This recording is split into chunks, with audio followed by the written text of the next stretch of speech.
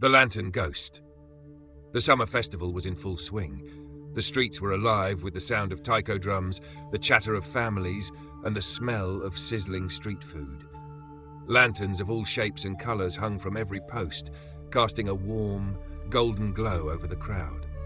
Akio, a boy of 12, roamed the festival alone. His friends had stuck to the usual games, but Akio was always drawn to the unusual, the strange, the things that no one else noticed. That's when he saw it, a small wooden cart at the far edge of the festival grounds. It was tucked away in the shadows, just outside the main thoroughfare, as if it didn't want to be seen. The cart was old and worn, its paint peeling, and a curtain of tattered fabric swayed gently in the breeze. Hanging from the cart were lanterns, but not the bright, cheerful ones that lined the streets. These were different. Their glass was etched with strange, delicate patterns, and their faint glow seemed almost alive, flickering like trapped fireflies. Behind the cart stood an old man, hunched and weathered. His crooked back made him look as if he were carrying some invisible burden, and his face was lined with deep wrinkles.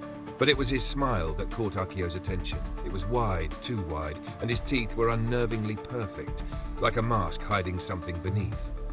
"Come closer," the old man said in a raspy voice, barely louder than a whisper. "These aren't just ordinary lanterns. Each one carries a story, a soul." Akio's curiosity got the better of him.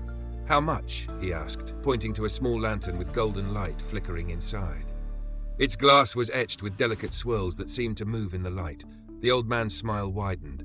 "This one is special. For you, just a few coins. But remember," his voice dropped and his eyes seemed to pierce through Akio, "don't let the flame go out. Ever." Akio hesitated but handed over the coins. He wasn't sure why, but the lantern felt important. As he turned to leave, the old man's voice followed him. "Take care, boy. The flame is more than just light." That night, Akio placed the lantern on his windowsill. Its soft, golden glow filled his small room, casting intricate shadows on the walls.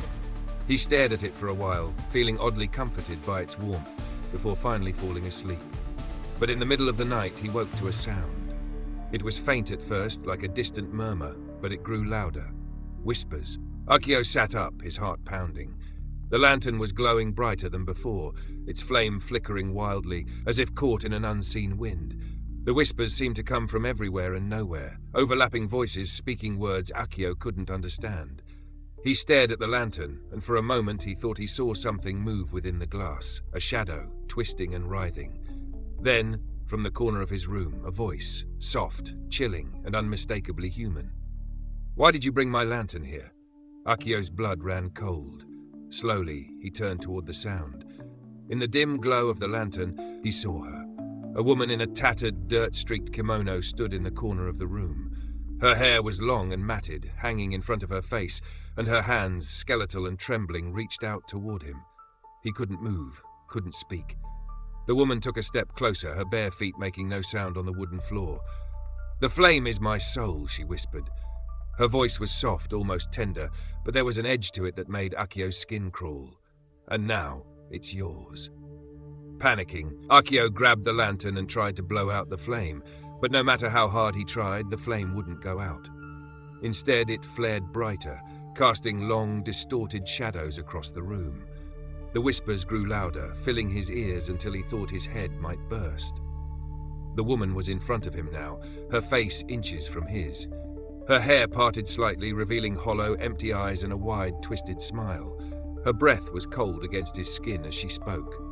"Let me show you where the light ends." The room was swallowed by golden light, and the whispers stopped.